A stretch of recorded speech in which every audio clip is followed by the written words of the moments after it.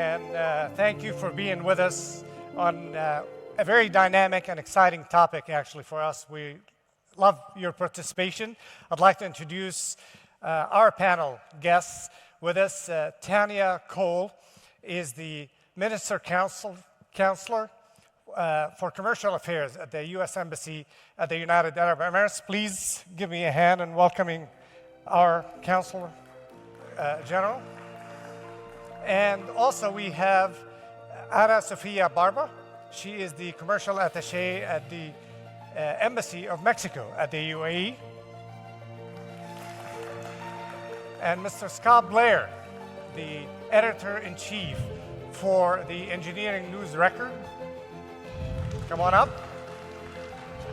And Mr. Tony Tavares, he's the Executive Director for the Alameda County Transportation Commission in California. All right. So we have an exciting topic and an exciting panel, actually. We're going to be talking about a favorite topic for everyone, especially in this region, which is the World Cup. And what we're going to be talking about mobility, readiness for all the fans and all the players, and especially beyond the stadium. How are we going to get the fans and the players? So, Tanya, I'm going to start with you. Looking at the U.S., it's going to have the large number of games in the United States. What is the readiness for the United States in terms of mobility, the fans, as well as the private industry involvement in the commercial side of the United States? Oh, first, before I get started, I wanted to really thank you for this opportunity. Thank all of you here, and thank you, Sam, and thank you for all the other panelists that are right here. I wanted to also mention that while I am a diplomat, I actually have engineering transportation experience. I was working as an engineer for transportation in Asia. So when Sam came and approached me, I was really excited about this because it sort of relived a career that I had before this. So to answer your question, I think we're really excited. You know, the United States is excited about the 2026 FIA World Cup. And it's a tremendous opportunity, not only for the people in the United States, but also for all of you and the people globally.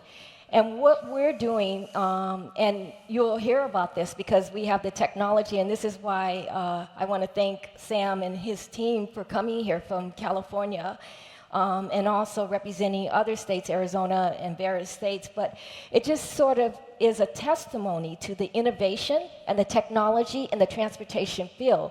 And this is not our first rodeo. As you know, we host a number of sports events in the U.S., a number of sports events, and also the Olympics in Los Angeles as well.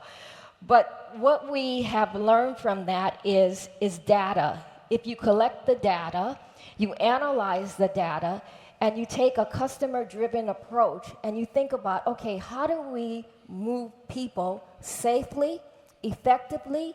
And one of the things I want to mention is predictability. And I think that's something that all of you can contest to, because when we start out and we go to events like this, we kind of plan our day, and it's really important that we have predictability. And as I was coming here, I thought of one other thing, Sam. I remember at one particular sports event that I went to on the East Coast, what they did is they were expecting, you know, something on the order of close to 1 million people to come to this particular event. But they gave us sliding times in terms of when we would be able to access the facility. So that was a bit about the predictability. And then also, all of Sam he doesn't highlight his expertise in the Caltrans transportation, but other the things that they did is they used the transportation system to give you alternatives. So whether that be bus, metro, it might be commuter services, but also you were able to have real-time information, so back to data, and be able to plan effectively. And now we have something called AI, and that makes us even more efficient. Thank you. Excellent. Thank you, Tanya. And Sofía, in Mexico, soccer, or what's known as football for the rest of the world, it's almost religious, you know, in Mexico, and people, fans in general, they're extremely enthusiastic and passionate about it. So in Mexico, the World Cup for 2026 is taking place in multiple cities. So how is Mexico preparing for the fans and for the players and the mobility to get them safely from one place to the next? Thank you so much hello. Thank you so much for the question and for giving me the opportunity to share with you what Mexico is doing to prepare for hosting this 2026 FIFA World Cup. First of all, this is going to be the third time that we host this event. We have experience organizing events of this size. For example, we had the Olympics a few years, well, in '68, but we still had the experience. We also hosted in 2011 the FIFA Under-17 World Cup. If I may add, we were also the first host country to win that tournament in Mexico. So as you mentioned, our fans are very passionate. We're very excited about this tournament. This time we're gonna co-host it with our partners from the US and from Canada. And what we're preparing to host 13 matches in 3 cities, Mexico City, Guadalajara, and Monterrey. And we anticipate to welcome 1.5 million visitors. Our goal, of course, is to create a positive, long-lasting experience on each of those visitors, and of course to ensure that our very passionate nationals experience this event in the best way possible. So in order to do that, the President, Claudia Sheinbaum, established a special committee led by Gabriela Cuevas that coordinates strategies between the federal entities, the host cities, the FIFA, of course, and our partners in North America as well. We have more than 20 dedicated working groups in place that cover many dimensions of the organization, from infrastructure to mobility to safety, fan engagement experiences, so that Mexico contributes to holding the best possible World Cup. In terms of connectivity, we are aware that the success of the World Cup goes beyond having a good match on the field, and it really involves how we're going to ensure that millions of fans move safely and comfortably from the stadiums to the airports to the host cities and to other countries as well, right? So for this, Mexico has adopted a comprehensive connectivity strategy that focuses on safety, efficiency, and a positive fan experience. We have the right infrastructure to do so. Mexico has one of the strongest air networks in Latin America. Of course, the biggest airports are Mexico City, Cancun, Guadalajara, and Monterrey. Mexico City Airport, for example, is connected to 62 international destinations, and last year welcomed 45 million of visitors. Felipe Ángeles International Airport, just at the outside of Mexico City, is also increasing their routes, and the modernization of the Cancun and Tijuana airports are also looking forward. Well, their modernization is going to help to strengthen the connection with the other countries. For example, Cancun is also a large destination for tourism. Last year received 30 million visitors. So we're also looking to that in our piece of the puzzle, right? And in terms of the connectivity of their host cities, the local governments are investing to upgrade public transport and urban mobility. Mexico City, for example, the goal is beyond the World Cup. What we want is to leave a positive legacy for residents with new routes, improved safety, and cleaner alternatives. One of the most important initiatives will be the creation of a new trolleybus line connecting Ciudad Universitaria right in the south of the city with the other areas and connecting with the Azteca Stadium. This will be essential to mobilize thousands of people on match days and after the World Cup as well. Another major action is the modernization of the light rail, which will operate 17 new units and will double the transport capacity to 400,000 passengers per day. Also, we have a new tren ajolote, which is designed to to guarantee universal accessibility, because accessibility is also a huge part of our strategy. Guadalajara is also completing a new light rail to connect southern neighborhoods with the stadium, and Monterrey is investing in new metro stations, rapid bus transit improvements, and they're also working with private sector to ensure the first and last mile connections to make sure that those go smoothly as well. And in terms of the highway system, we're also having a strategy to facilitate the commuting for the travelers that choose to do so on land. And for the air connectivity, there's currently more than 20 daily flights between Mexico City and Monterrey, and Mexico City and Guadalajara as well, and we hope that those will improve in time for the World Cup. We also have national security protocols in place that integrate all the levels of the government. And of course, it's also important to highlight that our goal is to make sure that the 5.5 million people traveling to Mexico not only visit the main host cities, but they also explore other areas of our country. In terms of safety, there is a plan that includes efficiency, technology and integration, and staff training. And we're redoubling the capacity of vigilance in the main cities and in the main points like downtown, the Zócalo, etc. And we have implemented a capacity building program to make sure that all spaces are free of violence and any type of discrimination.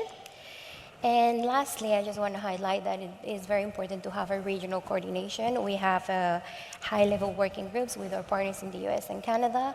We're coordinating on security, counter-UAE assistance, fund safety, and making sure that we have a seamlessly experience for the fans when crossing the borders. So thank you very much. Thank you very much for that. Scott, you are a global journalist. You've covered multiple nations, infrastructure, among many other things. What can you draw from your own experience over the decades that you've been doing global journalism on what pitfalls or lessons learned from mega events that we can prepare for the 2026 World Cup? Absolutely. Sam, excuse me, and thank you so much for this opportunity, and thank you to the organizers of this event as well, and my fellow panelists. Well, some of those lessons learned are implied in the title for this session, Beyond the Stadium and Seamless Mobility. So, beyond the stadium, you know, we've seen with both the Olympics and now the World Cup that that there's an emphasis to focus less on the stadiums, which are getting some minor upgrades. I mean, you know, minor. You know, there's still hundreds of millions of dollars of work available for the construction industry, but most of the effort is going into mobility, into mass transit, into pedestrian safety programs, into streetscapes, and to enhance the urban environment in the host cities, because we have to remember that the spectators in the stands aren't the only people that will be impacting those host cities. There's going to be hundreds, if not thousands, of fans in this, you know, at bars and streets, and you know, like participating. Another big lesson learned is you know, just maxing out the labor resources and the materials in each of the regions. We see that time and again where a lot of the host cities, especially in the US, already have capital improvement programs in the tens of billions of dollars going on right now. And they have to find labor and materials and professional services on top of all that. And it's incredibly competitive and incredibly expensive. And oftentimes the solution is to bring in labor or professional services from the outside. However, you know, that can be challenging in local communities from a political standpoint, as you can see, you know, with the US right now. So each of those solutions come with their own challenges. The other thing with bringing in a lot of unskilled labor that from out, you know, maybe outside the industry is worker safety. And you know, some of the assets that can help with that are some of the improvements in job site AI technology that can help augment the safety training that happens on the job site. As far as you know, transportation enhancement goes, again, AI and crowd modeling software, it becomes a really key element because all of these transportation modes have to figure out how to accept these massive peak, because people don't arrive over hours. It all happens at once, oftentimes. So that's where I think AI and a lot of the design modeling for crowds can assist in, a lot of the stadium enhancements we're seeing and other enhancements around the stadiums are for pedestrian traffic and flow. They're adding entrances and things like that. But another critical component is educating the public and ridership. So, educating people on, how to access the trains efficiently, what additional resources are available to them to travel. ITS and variable travel lanes are being utilized by some of the municipalities. And maybe the most exciting front, and the one you're probably most interested in, is the emphasis on autonomous vehicles in some of the markets. So we already have autonomous vehicles in a couple of the markets in the US. I can't speak for Canada or Mexico yet, but for instance, Los Angeles has Waymo, Atlanta and Florida are testing autonomous shuttles that will be used during the World Cup. And that segues into another lesson learned, which is that the things that we're developing for a special large event have to continue on to benefit the local community.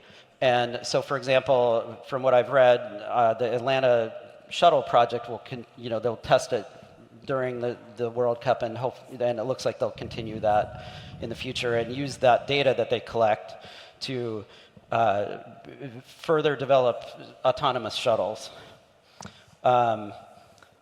One reminder I would like to give to all the host cities is to remember that the vast majority of your citizens are not going to the games. They are trying to live their daily lives, and they need to get to work and go to soccer game or their own children's soccer games or football games. So you have to be able to boost your police force and your transportation resources to cover the special event, but you still have to have business as usual. So that's something I think has been a challenge before, and hopefully with a lot of upfront planning, we'll see success in that avenue. And then the final thing is, sustainability. This game's, the World Cup has a pretty robust focus on sustainability over the years. I think this games in particular is more challenging because while most of the stadiums that have been built over the last 10, 15 years in North America are actually already very highly sustainable, LEED Gold, LEED Platinum, we're talking about a game spread over thousands of miles. So you have to think of the full life cycle of sustainability, which includes, like energy to travel and all of those other aspects. So I hope that we can learn from that in planning future events. Leveraging lessons learned definitely is one that we all need to take part of and be mindful of in our planning, without a doubt. And Tony, we are in the partnering and collaboration business, and from your experience as a former director of the California Department of Transportation, now leading the Alameda County Transportation with multiple cities, and what can you share with us that the fact not a single entity can deliver the experience that we're looking for at the World Cup? How do you, at your capacity as a transportation agency, partner with what stakeholders that you're going to rely on to deliver the seamless experience that we want the fans and people from all over the world to enjoy? Yeah, thank you, Sam, for that question. And thank you to RTA for hosting this entire event and allowing us to be here this afternoon. I'll say, with the FIFA 2026 World Cup coming to North America, in California, we'll be hosting 14 of the games. About 8 in Los Angeles, 6 in San Francisco Bay Area. This gives us an opportunity in California to further our vision to establish a true multimodal transportation network throughout the entire state. And so we are looking at seamless travel opportunities.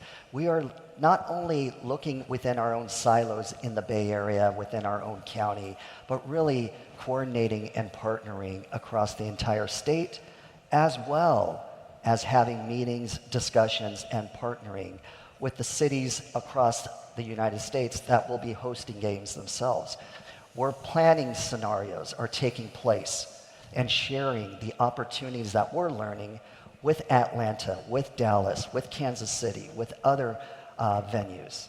But they're sharing with us as well. Tanya, you mentioned artificial intelligence. We are utilizing AI to also help us with digital twins and digital modeling and running these scenarios, allowing us to plan for congestion and how we move people safely, more effectively, and more efficiently through the entire network. Our major airports are going to be smart hubs where we have multilingual wayfinding, where we have opportunities to connect people when they get off their plane directly to their hotel, by rail, by transit, by other means as well. We are creating bus and transit dedicated lanes in many of these locations. For instance, in the Bay Area, Levi Stadium, which is located in Santa Clara, about 40 miles south of San Francisco, is hosting 6 of the games. But fan experience opportunities will be throughout the Bay Area. So we are basically allowing people to move out from just one spot, but embrace and share and experience the entire Bay Area that it has to offer.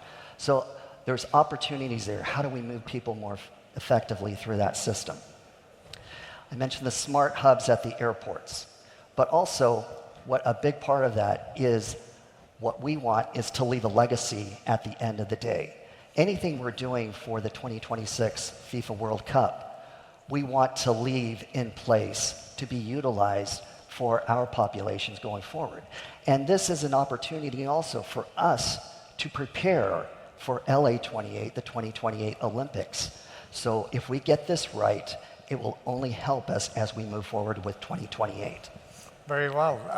Thank you for that, Tony, because I want to build on, for all of you, the same question really is, what is going to be the mobility legacy that you see after the World Cup and through the experience of all the fans and attendees of those games during and after the World Cup? Tanya.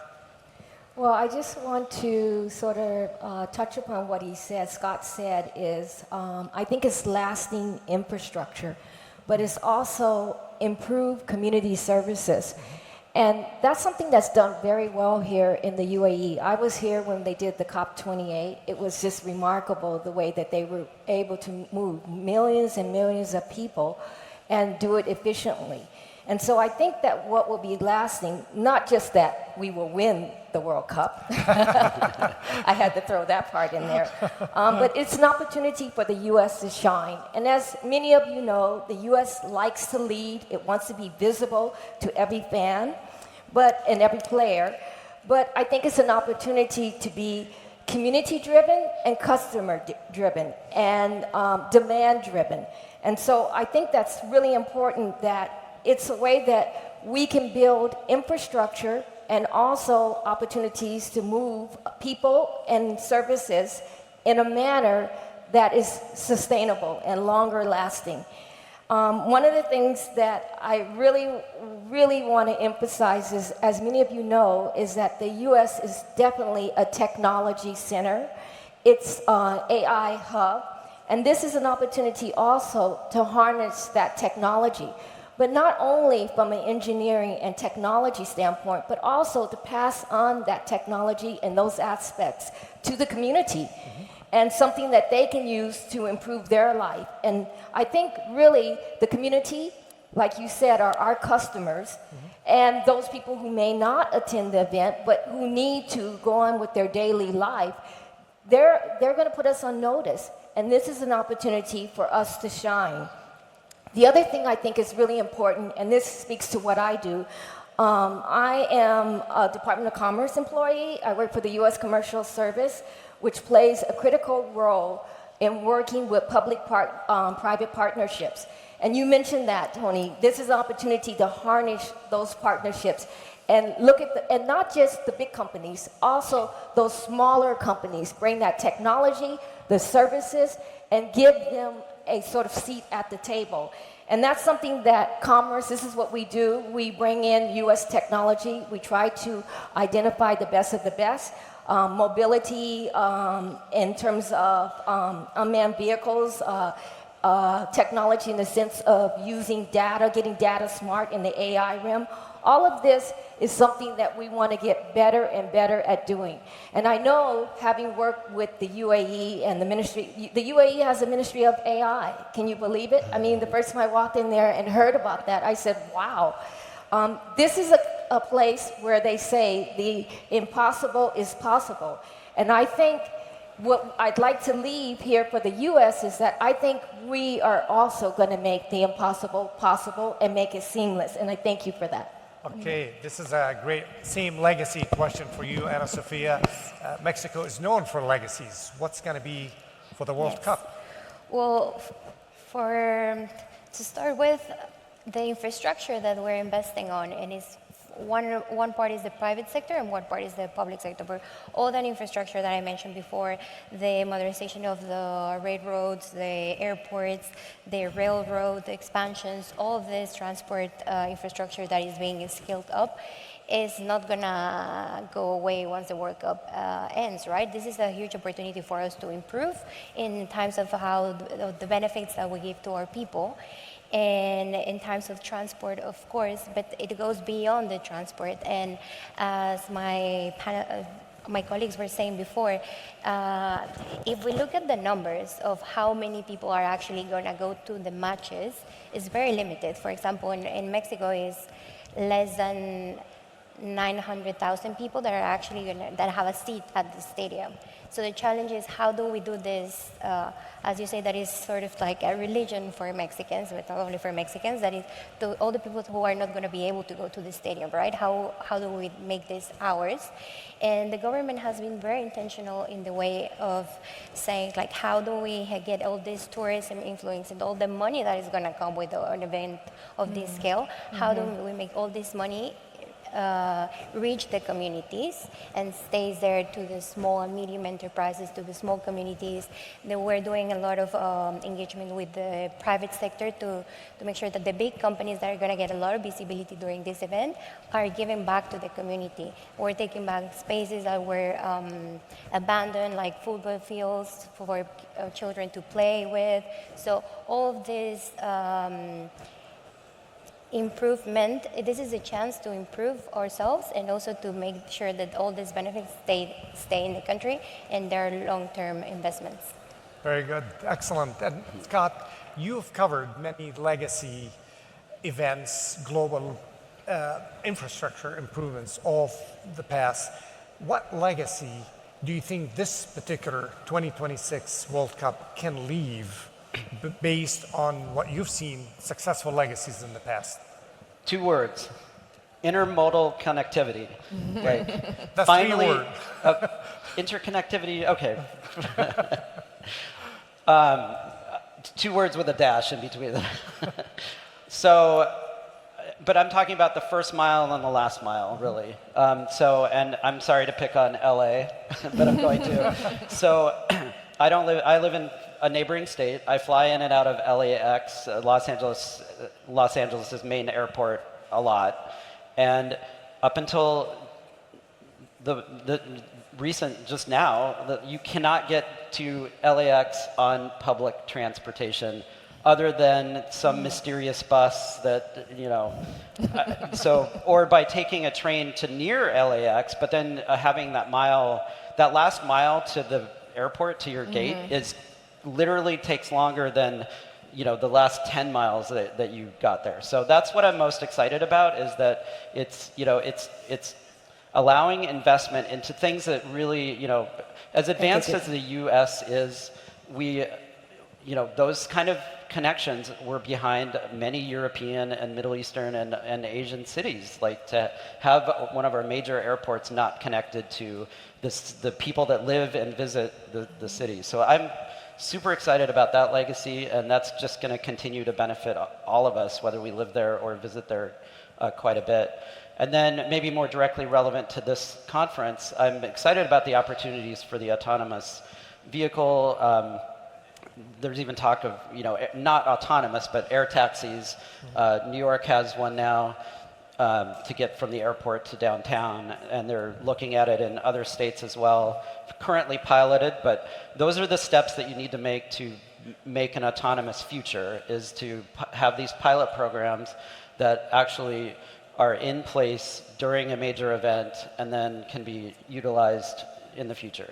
So, very well. Yeah. And Tony, your county is in the epicenter of all the technology advancements and the Silicon Valley, and definitely an opportunity like the one we have coming up with the World Cup and the Olympics.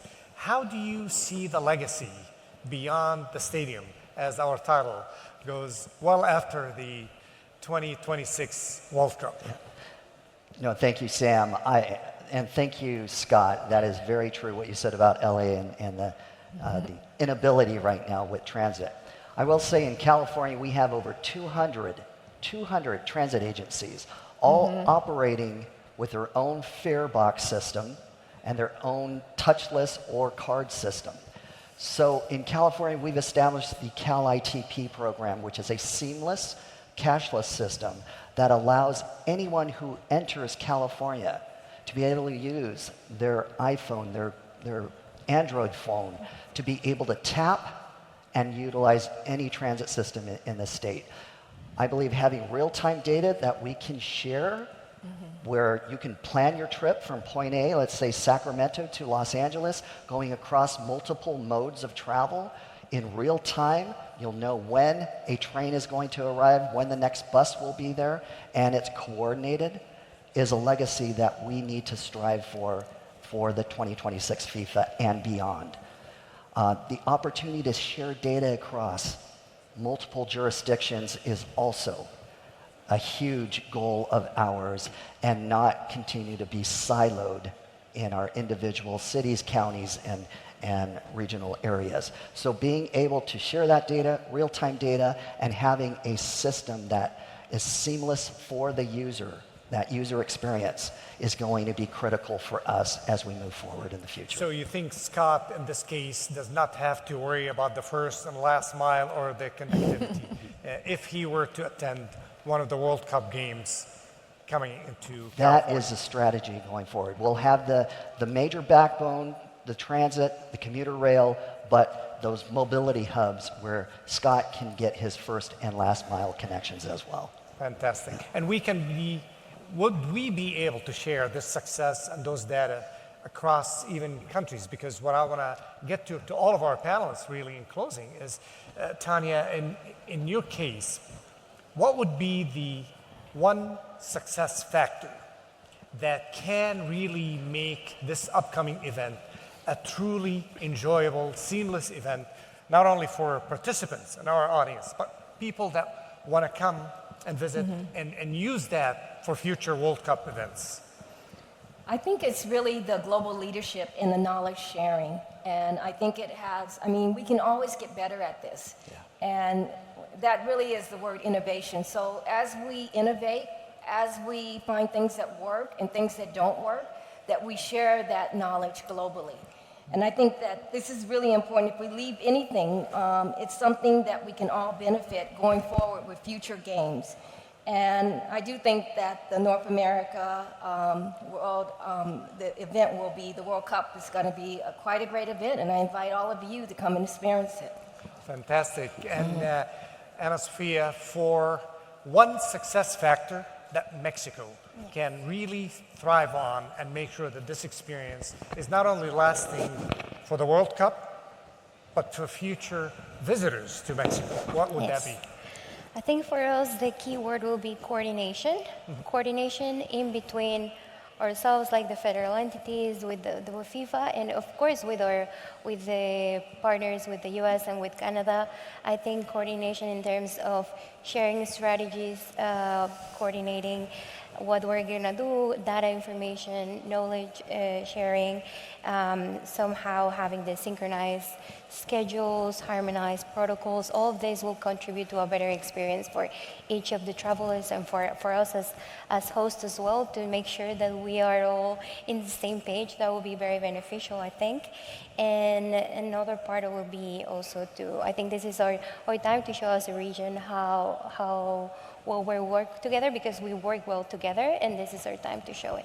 Excellent. And we invite you to come. Scott, you judge, and you have a team of judges that on an annual basis, they look at the best of the best projects, best of the best global projects. So in this particular era, what do you think, if you were to look at the best of the best achievements for the World Cup, what would be that one success factor that you will be looking at as a judge at the end? Well, I can't help myself, so I'm going to give you 2 for 1.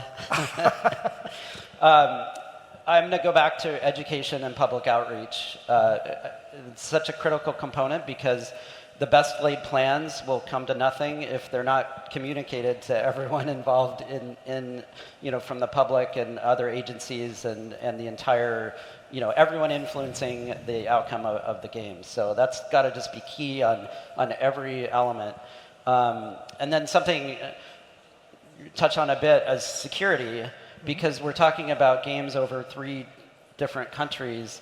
One security event in an airport or wherever will reverberate so acutely across all of the other host cities and countries.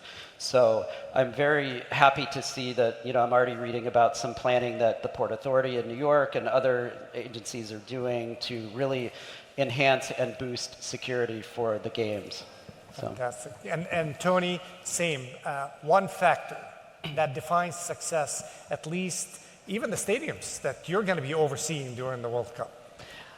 I would say, wouldn't it be wonderful if between the 3 countries, we did not have borders when it came to data sharing, when it came to scenario planning, when it came to opportunities to take our lessons that we've learned in California and be able to share that with Mexico and Canada and across the United States.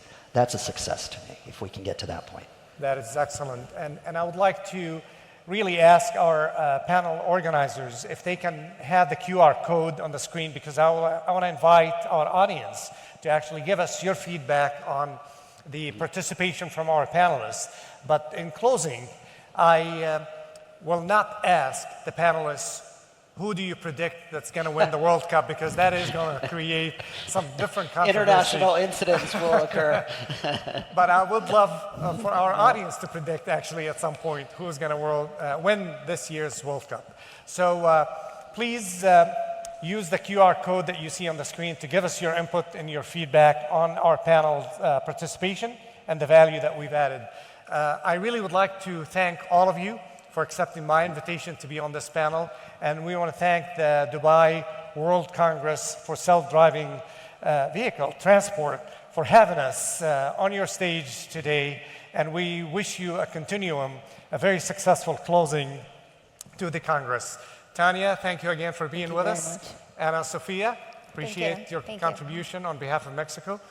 Scott, thank you again for representing not only ENR, but also the global community when it comes to infrastructure. And Tony Tavares, thank you again for having us as a California representative. And can we have a round of applause for our panel members, please, and thank them for their participation. And thank you all for your participation this afternoon. And thank you.